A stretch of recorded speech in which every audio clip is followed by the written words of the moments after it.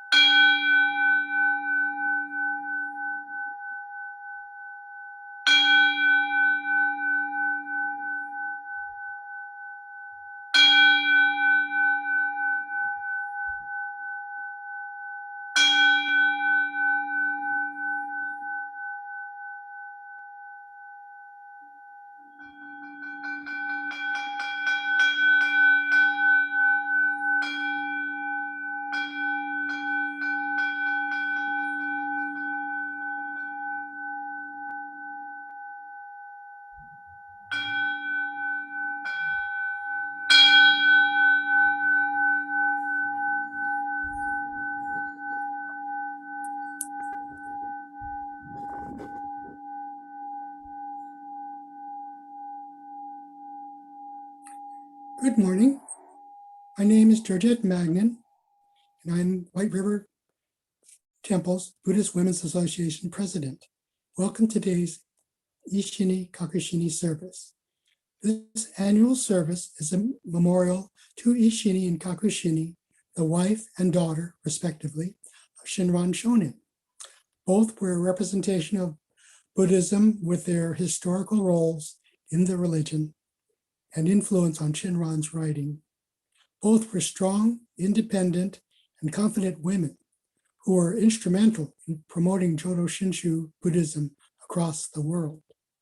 Today, we remember them and honor their role in Jodo Shinshu Buddhism with a special service that includes chanting, reading, a musical number, and a guest speaker, Reverend Chatterton. Please, Gasho, for the opening meditation. If there are conditions which bring us together, then we must meet. If there are conditions which separate us, then we must part. Namo Amida Butsu, Namo Amida Butsu, Namo Amida Butsu, Namo Amida Butsu. We will begin the service with a chanting of Sanbujo and Jusei by Reverend Warwick.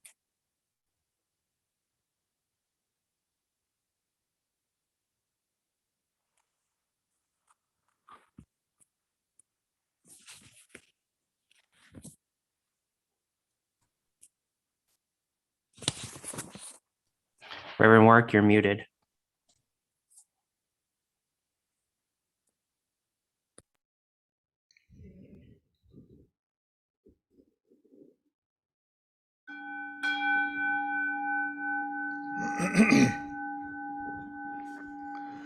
Ujo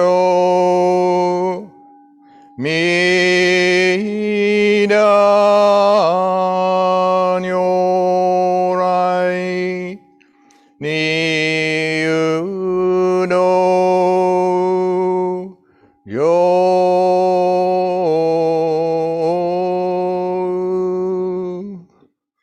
San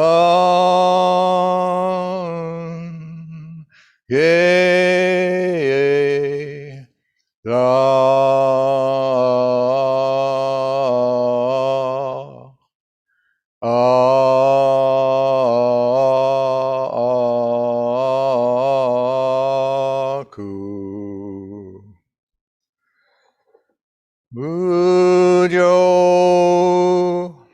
如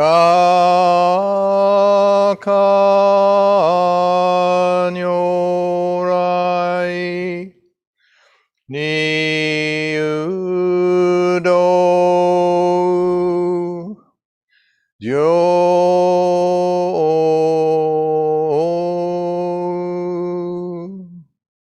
三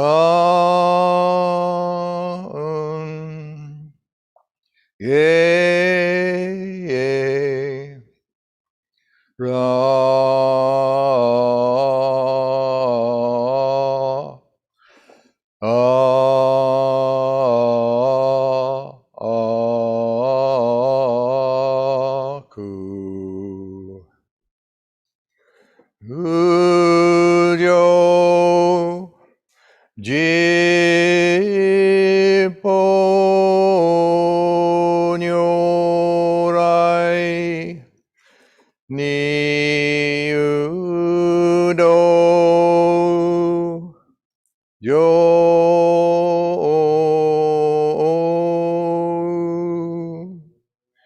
三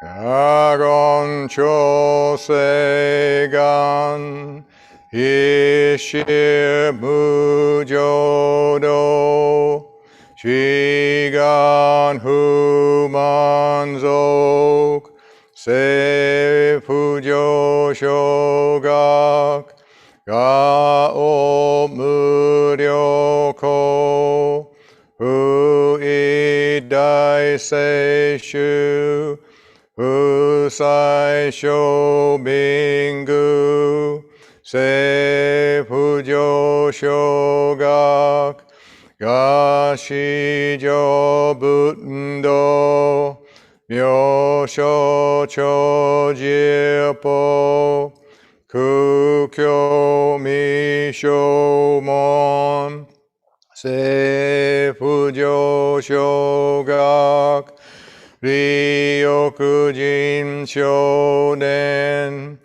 上映主門行四具無常道一生天人師人力縁大公不生無才道少女三苦名交際集約難回避地営言滅死根無安閉塞小悪道通達全宗門高僧上満足いよろ十法日月修十期天候音普賢一種解放像公正功徳法上大集中説法四子空供養一切仏具足修徳本願礼信上満徳意三概要如仏無下知通達に不詳南学営力都市最小村 Shigan Yakoka, Daisen no Kando, Goku Shoten Nin, To Uchi Myoke. Namandambu,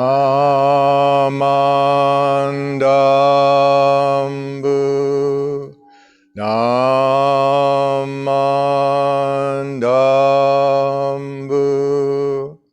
Namandambu,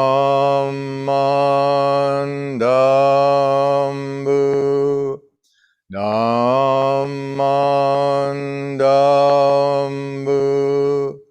Namandambu,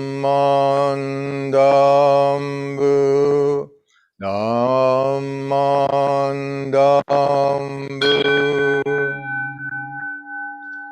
Ganishi kudoku, Byodo sei isai, Dohoten Bodai Shin Onyo Anra.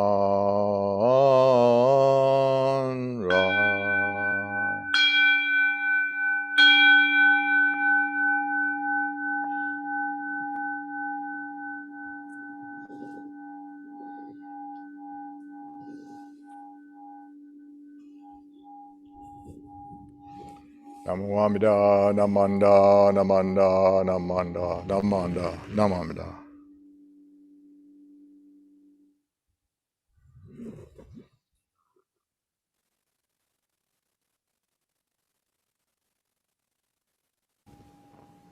What happened? Thank you, Reverend Warwick.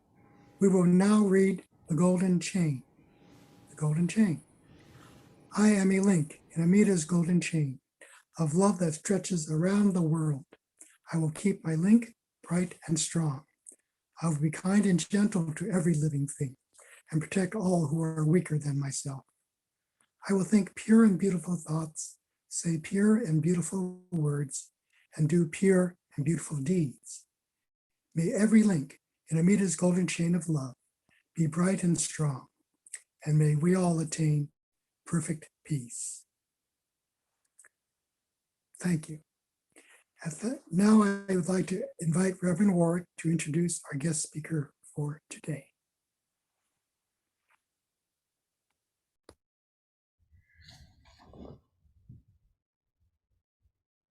Good morning, everyone. It's with a great deal of pleasure that I introduce our guest speaker today, Reverend Kathy Chatterton. Reverend Kathy was born in Nyasa, Oregon, and grew up in Nampa, Idaho. She's been a part of the Idaho-Oregon Buddhist Temple Sangha from a very young age. She was a Dharma school teacher, a lay speaker, and has conducted an adult study class since 1976. After retiring from a 32-year career as an elementary school teacher, she was certified as a minister's assistant in 2007. In 2010, she received her Tokudo ordination at Nishi Honganji in Kyoto, Japan. In 2021, she received the status of assistant minister, Kaikyo from the Nishi Honganji, and she's now serving as assistant minister at the Idaho-Oregon Buddhist Temple.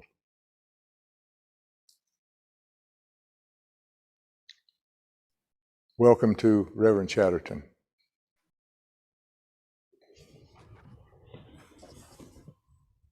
Good morning. Ohayo gozaimasu. Thank you, Reverend Warwick, for this nice introduction. I am honored to be invited to share a Dharma talk with you at this service commemorating Lady Eshinni and Lady Kakushinni. As Reverend Warwick mentioned, I grew up in the temple in Ontario, Oregon, even though we lived in Nampa, Idaho, which is about 30 miles east of Ontario. Driving to the temple during my childhood took a lot longer than it does now because Interstate 84 hadn't been constructed. So that lets you know that I'm really, really old. We had to travel on country roads through many small towns to get to Ontario. And that meant that I had to get up early in the morning on Sunday in order to attend temple services. Nevertheless, my dad insisted that we go to temple despite the long drive. It is because of my dad and mom and my grandmother that I continued to attend IOBT into my adulthood. I grew up with Reverend Marvin Harada, Bishop of BCA, and that association led me to begin the adult study class in 1976. That adult study class continues today in one form or another, so we're still conducting study class. I continue to volunteer at the temple as a lay speaker and a stand-in Dharma talk presenter at the temple, and that led me to become a minister's assistant, and then eventually traveling to Nishihonganji in 2010 to receive Tokudo ordination. Speaking to you today gives me the opportunity to share my understanding of the Dharma. Please join me in Gassho. I will gather the true words so they may help others to practice the way for birth. My wish is that those who have attained birth may lead those who come after them, and those who aspire birth may follow their predecessors, thus following one after another, endlessly and uninterruptedly, until this boundless sea of birth and death is exhausted. Namo Amida Butsu.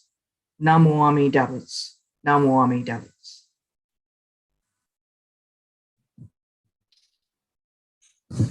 The opening reading that I just read is a quote from Doshaku's Anrakushu. Doshaku is the Japanese name for the Chinese spiritual master Dao Cho. Shinran Shonin includes this quote in his major work, the Kyogyo Shinsho. This quote reminds us of our responsibility to share the Dharma. It is important for those who have attained birth to be a guide for those who come after them. These include the many bodhisattvas that guide us in our daily lives. Sharing the Dharma through their letters is the legacy of the two women we honor today.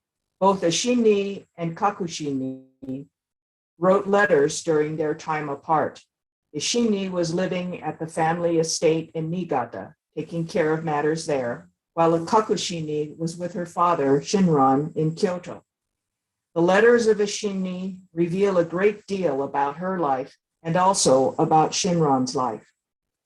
In case you're not familiar or you may have forgotten, I'd like to share a little brief information about these two women that comes from the Buddhist Churches of Canada website. Shinran broke his vows of celibacy by marrying the nun, Eshinni. It is understood that Shinran viewed marriage as a turning point when he abandoned the traditional life of a Buddhist priest. Little is known about Eshinni except through 10 letters she wrote to her daughter, Kakushinni, during the last years of her life. These letters were discovered in the Honganji archives in 1921. In the letters, Eshinni conveys her deep reverence for her husband. Besides allowing us insight into Shinran, the letters also tell us much about Eshinni's life as an independent woman, managing land and servants, and coping with famine in the 13th century. Eshinni did not depend on her husband for a living. Instead, she supported Shinran financially and materially. Eshinni clearly followed her husband's view that marriage was not an impediment to being a nun and to following her religious beliefs. As Eshinni is revered for her dedication to Shinran during the productive years, during his productive years, her daughter, Kakushinni, is known for being her father's caregiver in his final years. She was about 30 years old when Shinran died at the age of 90. And after Shinran's death, Kakushinni is revered for planting the seeds of organization and propagation that were to grow into today's Honganji. In a 2004 speech given by Mrs. Chihoko Yoshimori of Honpa Honganji Mission of Hawaii, BWA, the influence of Kakushinni is developed even further. When Shinran developed his thoughts of Amida's vow of salvation, he had no intention of founding a new sect of Buddhism, nor building the Jodo Shinshu school. He simply sought the essence of Pure Land teaching, which became known as Jodo Shinshu. When he died in 1263, he was almost unknown in the Buddhist context in Kyoto because his followers lived mostly in the Kanto area at that time. After his death, Kakushinni wanted to keep Shinran's teaching alive and perpetuate it for the followers. In 1277, she built a temple enshrining an image of Shinran on the Otani grounds in Kyoto, which she owned. Soon after, people started to gather at the temple and learned of Shinran's teachings. The Nembutsu teaching began to reach more people. About 50 years later, this mausoleum became an official temple and was named the Honganji. The Honganji temple has developed into the Jodo Shinshu school as one of the largest and most powerful Buddhist schools in Japan. Even though we clearly know that Shinran was the true founder of the Honganji Ha Jodo Shinshu school, without Eshinni and Kakushinni's work in supporting Shinran and his teachings, we might not have been able to listen to the Nembutsu teaching. I want to stress the importance of these letters of Eshinni and how letters can be a way for us today to share our understanding of the Nembutsu teachings with others. With our current reliance on email and social media, we've gotten out of the habit of letter writing. We've even gotten out of the habit of writing at all, either in cursive or block printing. Yet we can see the importance of this type of correspondence. We often hear stories of people who have saved letters as treasures from loved ones in their lives. We can imagine how difficult it was to send letters during the 13th century. In her letters, Eshinni often mentions how she must find a reliable messenger to deliver her letters. Sometimes it took many months to deliver a letter and then receive a reply back, which acknowledged that the letter did get delivered. It must have been very difficult to maintain a routine of sending letters to stay in touch. The time it takes to pen a letter requires the author to be thoughtful in their choice of words, which makes letters a very precious commodity. It also makes letters a treasure to be able to keep and look back on. How lucky we are that these letters were discovered in the Honganji archives. An important part of the legacy of Eshinni and Kakushinni are the letters which reveal so much about their understanding of the Dharma, especially the writing and work of Shinran. We gain a deeper understanding of his family and their respect for each other.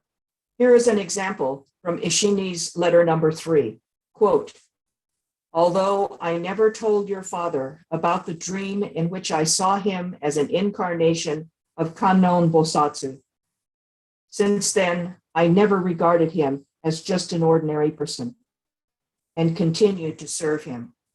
I hope that you too will appreciate him in the same way. Thus, regardless of how he died, I firmly believe that there is no doubt about his birth in the Pure Land." End of quote. Bishop Eric Matsumoto of the Honpa Honganji Mission of Hawaii writes of the importance of letters in a message from 2019. He recounts that he attended a presentation on advanced care planning, hospice, and palliative care in Hawaii. One item touched on during this presentation was the idea of ethical wills, spiritual wills, or legacy letters.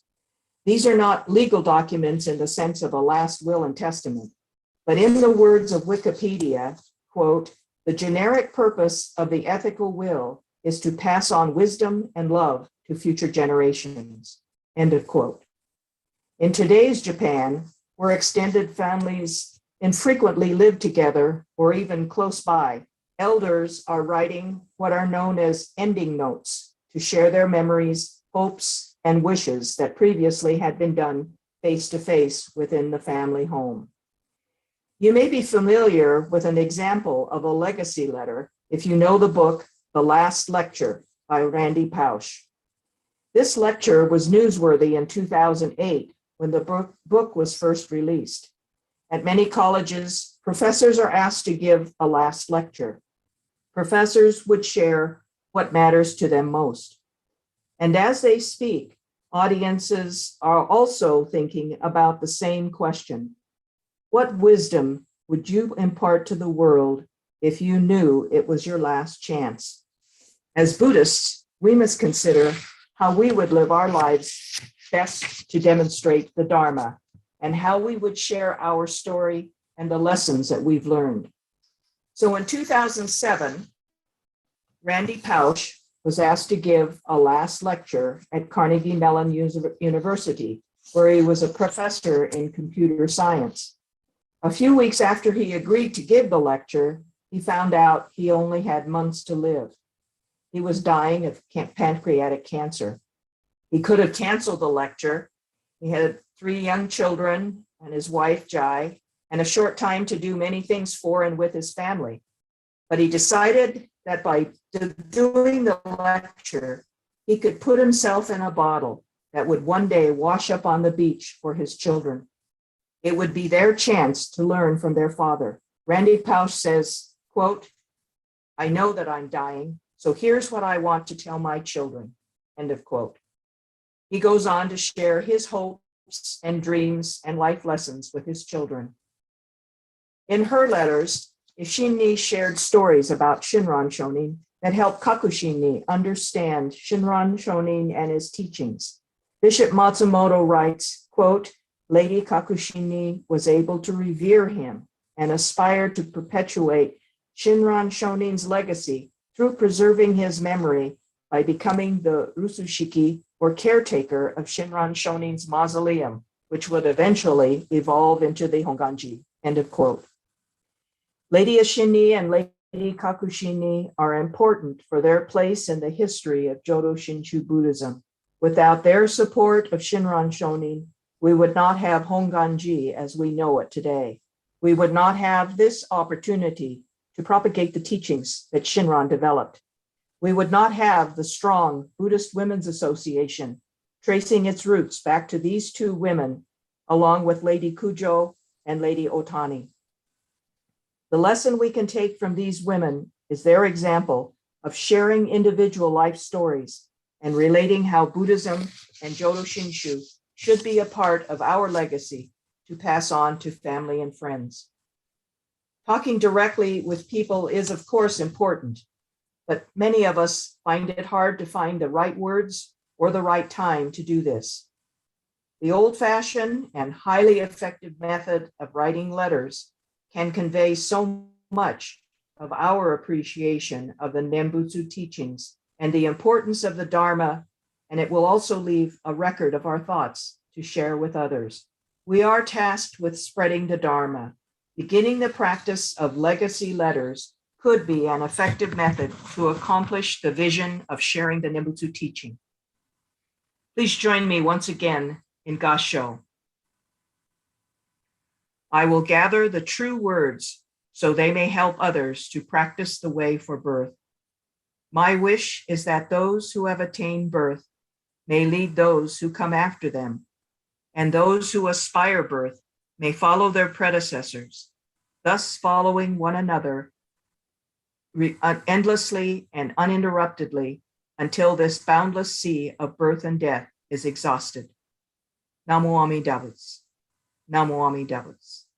Namo Amida Butsu. Namo.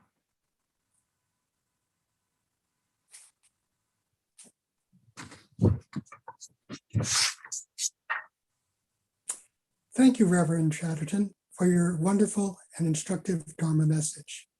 We are so grateful to have you join us today. At this time, please follow along as we recite the Jodo Shinshu Creed.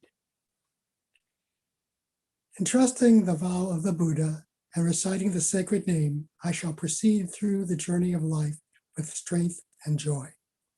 Revering the light of the Buddha, reflecting upon my imperfect self, I shall strive to live a life of gratitude. Following the teachings of the Buddha, discerning the right path, I shall spread the true Dharma. Rejoicing in the compassion of the Buddha, respecting and aiding one another, I shall do my best to work towards the welfare of society. Thank you. Now please join in the singing of Dokusan 2 as performed by Judy and Don Gardner.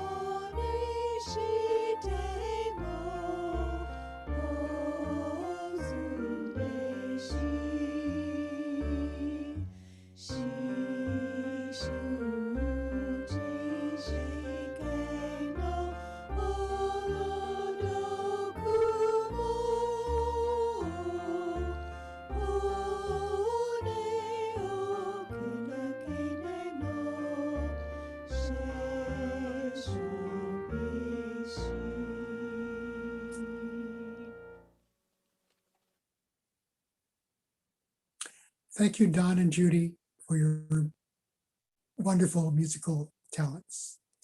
As we close the special service in remembrance of Eshinni and Kakushinni, we also remember the countless women who have shaped our own temple into what it is today. Like Eshinni and Kakushinni, they have influenced and lifted up the teachings of the Buddha Dharma. Before we end this service, I have some announcements. Please join our next book club meeting on November 7th at 11 p.m., where we will discuss the book Crying in H Mart. You can find more information on our temple's website, www.rbt.org/book club. Our next in-person service will be next week, October 31st at the temple. Depending on the weather, it may be held on the basketball court or as a drive-in service. Please look for more information. We hope that you will support the temple's musical fundraiser benefiting Auburn Food Bank's Food to Go program. The fundraiser will premiere on November 20th at 4 p.m. Information can be found on our temple website, www.rbt.org/food-to-go, all one word. There will be a general BWA members meeting on Sunday, November 21st, 11:15 a.m.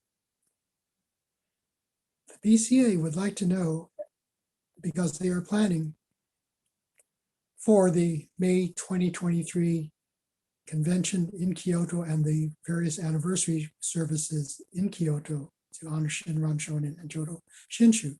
So if you could please contact me at BWA at wrbt.org or call me. You can find my phone number in the newsletters.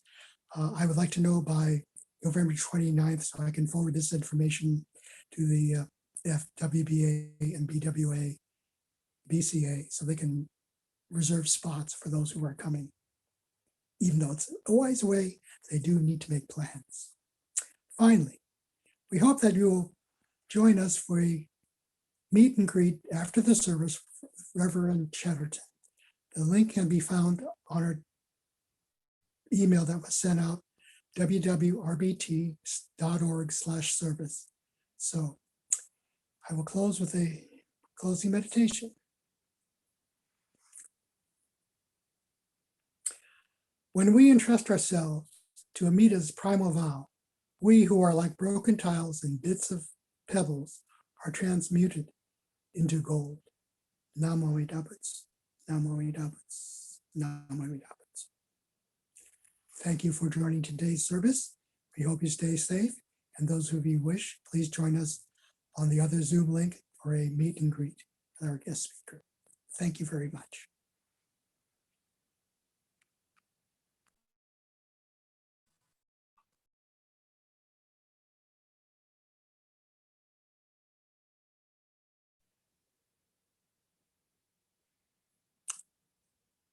Thank you for your talk, Reverend Chatterton. Thank you. Thank you for the And- invitation.